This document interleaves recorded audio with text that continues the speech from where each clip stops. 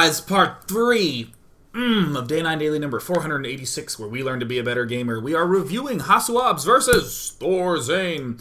And we got the chance to see some really nice army control from ThorZaIN, where he had 50 food down on Protoss, had not that many Marine Marauder, and yet still was able to take down this ridiculous army that the Protoss threw at him. And the big reason, honestly, credit the overbuilding of Vikings. Seems like a little bit of an odd idea, but if we overbuild Vikings, get like 16 of them, and then we get 10 ghosts, we can always scan and kill off those pesky observers, take those out, and then our ghosts will almost always be in really nice positions. It requires really good micro, which is one of the downsides, but still, I don't think the micro is that outrageously difficult. If you looked at the end of part 2, you got the chance to see what the idea was, and being able to just get used to that will take some number of games, but it won't be as treacherous as, say, Mutaverse, Scourge Micro, and Brood War. One thing I wanted to do at this point in time... oh, wait, sorry, I need to recap. Part 1, we talked about their openings. In Part 2, we talked a lot about the mid-game, especially liking the way HasuObs was able to take advantage of this counterattack path with the Warp and Pylon. And this is something that I'm going to say it, and I'm not sure how much I agree with myself, but I've actually come back to the 20-minute mark. This is 3 minutes before the big battle that takes place down here. This moment is where we actually wrapped up part number 2 at. But when I come back to this part at 20 minutes, I want to X8 it a little bit and just note that I almost always want to be doing attack paths that defend my expansions. So you see here how the attack is coming down this way to the 4th. I would much prefer an attack that scoops to the left here and that cuts this way downward. So that way, behind everything is our expansion. When we cut down this way, it leaves these positions vulnerable. Even something as little as moving the army here left us kind of vulnerable. And I do think it's possible to stim and run a Marine there, and then run out this way and over. But likewise, again, I still like the idea of taking this army and scooping up this way and then cutting back down. Because cutting this way, where we did this big battle, sure, we have some vulnerabilities that we can exploit here, but this keeps happening. This annoyingness. And this is one of the reasons why early 4ths constructed here and then lifted and moved down there for planetary fortresses combine nicely with these little attacks. So again, we see ThorZaIN doing this push here. I mean, I don't even think he has that many units. Yeah. In fact, a lot of his units, where are they, rallied to? I guess that is most of the Terran army, but we have the entire Protoss army. And again, this is where the very nice little micro battle is happening. But again, with the micro battle going on over here, you're still seeing how there's no line that connects ThorZaIN to this expansion that he so desperately wants, or to the reinforced path. Still, ThorZaIN is a total badass, and he takes it down. Aw, yeah. Taking it out. So ThorZaIN does eventually pick off most of this army, retreats his little ghosty ghosters. And one of the reasons why I think what I would, again, I'm like 75% in agreement with the statement. This is why I think that ThorZaIN should have this game been sweeping this way and then down like this to attack. Or more simply, just cutting down like this and then attacking. Just because this expansion took forever to get up. And these sorts of nice little ghost plays can be very helpful. I do think that ThorZaIN once upon a time incorporated a lot of nukes into his play. And you're noticing there's almost dropless play from ThorZaIN. I like the idea of getting into these positions where we have all our Vikings, we scan, pick off the observers, and then just set a nuke to here while we're pushing with our army. It's the equivalent pressure to a warping. If Protoss is just sending 2 or 3 DTs and some zealots and keeping us super distracted, then we Terrans too can do things like just launch a nuke at this expansion. Hell, even sneak a ghost down this way and nuke this expansion. the rate at which we are killing off observers is pretty staggering as ThorZaIN. But after all those really nice counterattacks from Hasu, picking off all them observers, it becomes pretty difficult. So we're seeing sort of a similar theme right now from Hasu as to what ThorZaIN, or excuse me, as to what Hasu was doing in the mid game. I'm going to say that sentence again. When we were, let's see here, I was saying things like, this is a nice expansion location because if we build a pylon here and Terran's trying to attack down like this, it leaves this attack path from the pylon to the third base quite nicely. And we're just seeing these angles get a little bit more extreme from Hasu. Hasu is now taking this bottom right expansion, and coupled with every new expansion is a counterattack warp-in pylon. This pylon is related to this nexus. This interaction is one and the same. ThorZaIN can either drill this and force a cancel and lose a lot of units to the counterattack, or ThorZaIN can kill off this pylon and devote a lot of units up here and completely leave this expansion untouched. They're basically the same. It's the interaction that's really good. So you're, you know, pretty normal positioning by HasuObs, getting his stuff right around here to protect his bottom half of things. But once again, we're in one of these sort of odd situations where we're asking, what is our edge? Nice little warp-in DT plays. Some ghosts get eliminated. Does he even build a nuke this game? It's so disappointing. I love nukes. But now we're seeing Hasu move up this way. Now, I'll note that there's not actually anything that significant about HasuObs doing this. It's very easy to watch this in a game. I mean, even Husky and I were casting this, and this just, it looked like something that just kind of happened. But look at what Hasu sees. He sees nothing. Sees nothing. Hasu actually doesn't really have that much notable. And then just sort of seemingly out of the blue, oh yeah, he cleans this thing up. The replay rewound a little bit more than I thought. Yeah, here was a little storm interaction. There's nothing that noteworthy. He just goes all of a sudden. There's not even some units up here for him to work with. Why is he attacking here now when previously he was swinging around up here? In the attack up here, when Hasu was able to push up and kill off this expansion, Hasu knew where the bulk of ThorZaIN's army was. It was right here.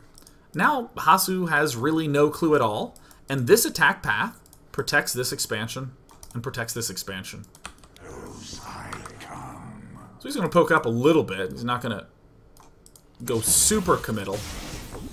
And I thought this was cool. He just pokes up and kills off the sensor tower and backs out again.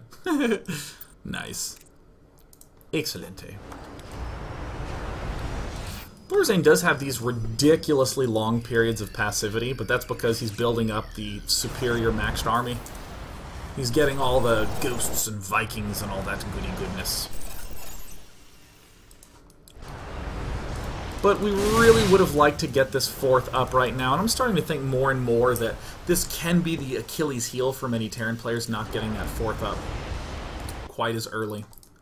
So Hasu now has a clear way he's getting an edge. He just has an expansion advantage. And as we were seeing last game, the ability to just do dirty work with these stalkers is great. These photon cannons start being placed around, and then just this chain of pylons that goes up everywhere. And again, I'll note, these three pylons relate to this expansion that's about to go down. If Terran pushes and goes down to this place, we can do a warp-in here and attack up into the main. Warp-in pylons on opposite ends of the expos. Super cool. So ThorZaIN setting himself up exactly as he did before, scanning to pick off observers. And note that if you way overbuild Vikings, it shuts down his robotics facility tech. He has to rebuild observers, which takes up time from building Colossus, and he doesn't even really want to build that many Colossus anyways, because of how many Vikings you have. Yeah. Again, see this little push happened over this way from Terran? We just counter her this way. That's what makes this expansion nice and safe. Still, Hasu kind of poaches to the right a little bit, because we kind of prefer to let this expansion die and keep our more important ones alive.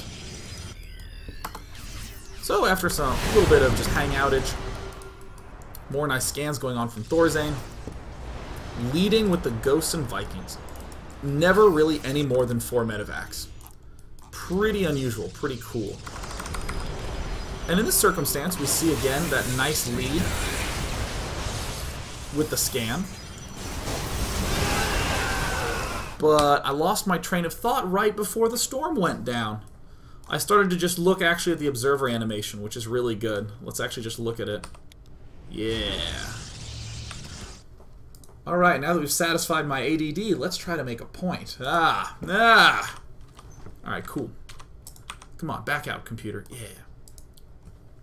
This is one of these things that makes, like, the eagle eye so important, where you can notice this ripple. It's often easier to zoom in like this, because if you wiggle around, you see how you see the observer ripple a lot easier when you zoom in? Like that? Yeah. You can even see it a lot easier on this side. Whereas if you are zoomed out... Oh, not the B button. I hit the B button. Oh, crap. Alright, hold on. Let me speed up. Hold on. Let me speed up. Oh, crap. I hit the wrong button. Okay, yeah. Here, it's much harder to see the ripple. So, if you're ever about to be in an intense engagement, and doing this and just moving around a little bit can help. Hopefully you can actually see that, because I don't know if my encoder can show that subtlety. It shows up great on my screen. Also, I can never remember the setting. I have to keep mine on caster setting so it looks reasonable, but I think if you have everything on low and you put the effects on ultra, I think that makes the observers easier to see. Someone in chat, please double check me, because I just honestly leave it off all the time.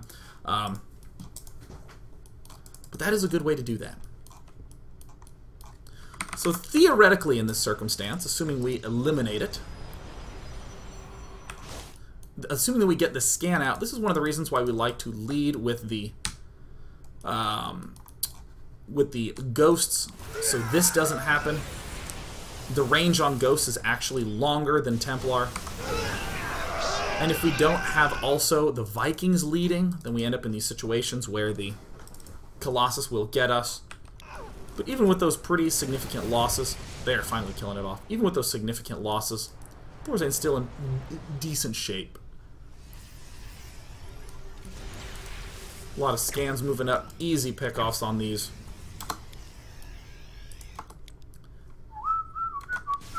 This is actually the moment where I think ThorZaIN loses the game. He just somehow loses track of these ghosts. And in a matter of seconds... all the ghosts scream! Again, ghosts and Vikings lead together as a team. And now we also see that there's 3 observers out on the map. I mean, there's just like non-stop observer production coming out for Hasu.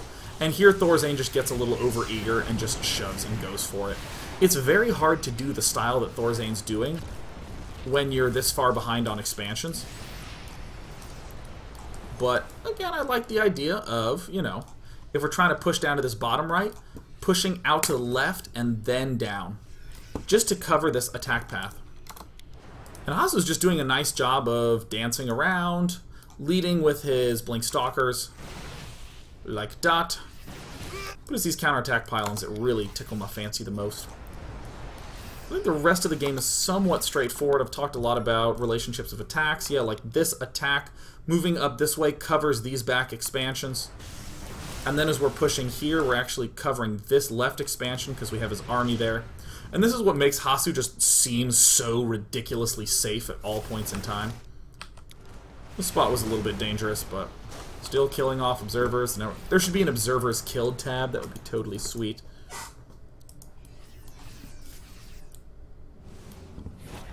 Continues to be annoying. And yeah, this is what these counterattack pylons do. Remember how I was saying that if Terran moved down to attack this bottom right location, we do counterattack warpins here. If Terran overcommits doing warpins here, then we just counterattack up along this way. And per usual, we just make sure that the Stalkers are leading troopers. And that we're not overcommitting as Protoss either. Because if we overcommit, then we actually just throw all our units away. Hooray! And it's interesting, this pylon plus cross-map expansion interaction basically defines the entire game. Hasu now just continues to expand, continues to leave these counterattack paths open. This engagement went just frickin' terribly for Protoss. And I actually will rewind because I feel like I'm talking a lot about Hasu this game. But we can see that if we have our ghosts and our Vikings nearby to Frund, a lot of scans go on. A scan with every attack, pulls back everything. Oh my god, the EMP is just doing so much damage. It's like not even close if Protoss engages at a slightly bad angle. And you should always be able to get your positioning done correctly, as long as you're using 3 control groups. A scan with every battle, another scan should be going down here if he wishes to continue pushing. Storm is now becoming more popular on the Vikings than anything else, but ThorZaIN's looking pretty scary. But yet again, by pushing up this lip instead of down through this center lip, this push angle means that ThorZaIN is unable to do anything about this stuff going on at top left. Hasu just perfectly building those pylons at every which way. This is actually the strongest I think I've ever seen Hasu. Especially this loop around the backside. Okay, so what were we talking about all game long? If you push down on this bottom side, warp-ins from this pylon, oh yeah, they suddenly become a lot more stronger. And suddenly, a simple warp-in is causing ThorZaIN to completely stop mining. And likewise, Hasu just has this left expansion, and would likely, if this pylon actually should be to the sides, that way you can expand up here too if you want. This was a neat little play from ThorZaIN. Or a neat little play from Hasu to just move up here and just take it. You'll note that at 113, look at this, at 113 versus 179, ThorZaIN is only a little bit behind his opponent in terms of army value.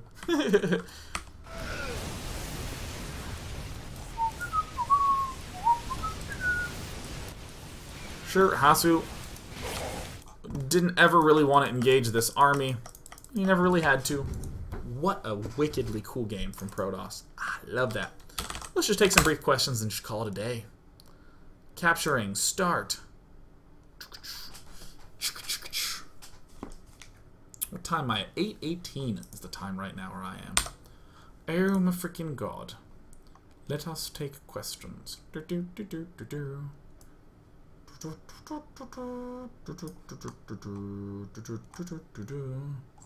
Where are the questions?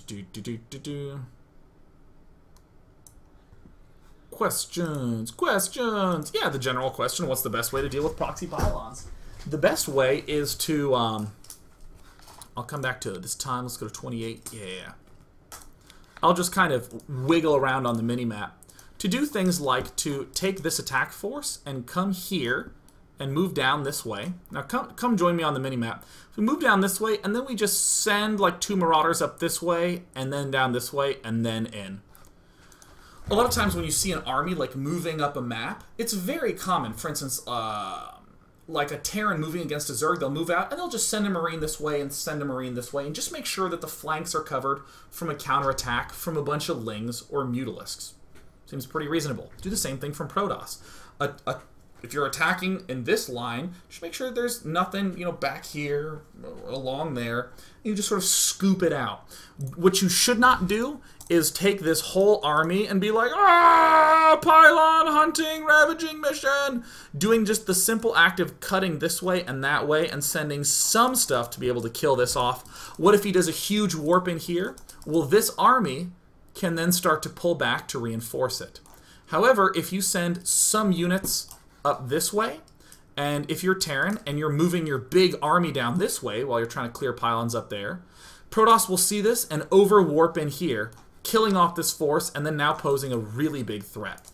It's all about where is your main army moving, and move it in a way that protects that little check. Ow. Ow. Ah, this eye is so dry. Fear Dragon 64 says, Day 9, how should Hasu respond if ThorZaIN took a similar mentality involving drop play? It would probably be quite similar. In fact, that's another good way to just clear out pylons. It's just be sending medevacs around to do drop sort of stuff. But if that's the case, then you're just being a lot more aggressive as a Terran player. If you're spending all your resources going Ghosts and Vikings, you just can't afford to load up into a medevac and go do a drop.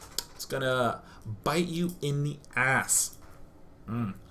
But I would honestly say that the best way to see how he'll respond is to tune into the Team Liquid Star League round of 16. Because HasuObs is going up against Hack, and that's next weekend. And Hack is the most aggressive Terran player I've freaking ever seen. Like 8 barracks on 2 bases. What? Really excited.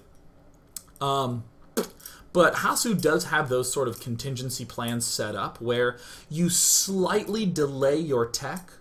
You kind of delay the tech to get the High Templar. You might just stick to Colossus a little longer. You build more observers. And then you rely heavily on Blink Stalkers and just sort of staying tucked away, tucked in. And still doing this, I expand here, cross-map pylon over there works fantastissimo. I'm going to take 2 more questions. From Striker ZD says, Day 9 in TVP, do you believe overmaking Vikings can become deadly if Protoss just abandons Colossus and goes pure Templar? Absolutely, which is why it's interesting. Ouch. Which is why it's interesting that ThorZaIN builds a ton of Ghosts. That's why we see mass Viking production out of ThorZaIN without an attack. He builds a lot of Vikings, and then he gets a lot of Ghosts, and then he moves out. So in a sense, it's not just the Vikings that are the cool part. It's the lot of Vikings, a lot of Ghosts together, and less Marine Marauder, which is just generally surprising because people think of that as like the bulk of the army. But the bulk of the army actually ends up being the Viking Ghost part, which is just cool, which I just think is nifty, which I just think is great.